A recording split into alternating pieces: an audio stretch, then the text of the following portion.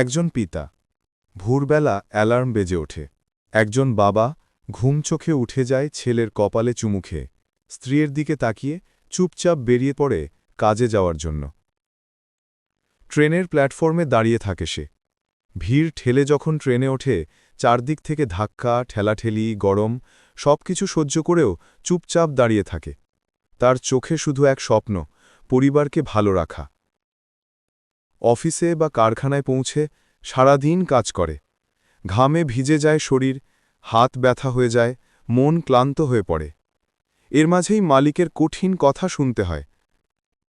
তবুও মুখ বন্ধ করে সব মেনে নেয়, কারণ জানে তার কষ্টই পরিবারের সুখের ভরসা। সন্ধ্যায় আবার সেই ভিড়ে ট্রেনে ওঠে। এক হাতে খালি টিফিন বক্স, অন্য হাতে ঝুলে থাকা হাজারো চিন্তা। মেসেঞ্জারে দাঁড়িয়ে জানলার বাইরে তাকিয়ে থাকে, চোখে ভাসে পরিবারের মুখ। বাড়ির দরজা খুলতেই ছোট্ট ছেলে দৌড়ে এসে বাবাকে জড়িয়ে ধরে। স্ত্রী হাসি মুখে এক গ্লাস জল এগিয়ে দেয়, আর সেই মুহূর্তে বাবার ঠোঁটে ফুটে ওঠে এক ফোঁটা শান্তির হাসি। একজন বাবা নীরব সুপারহিরো।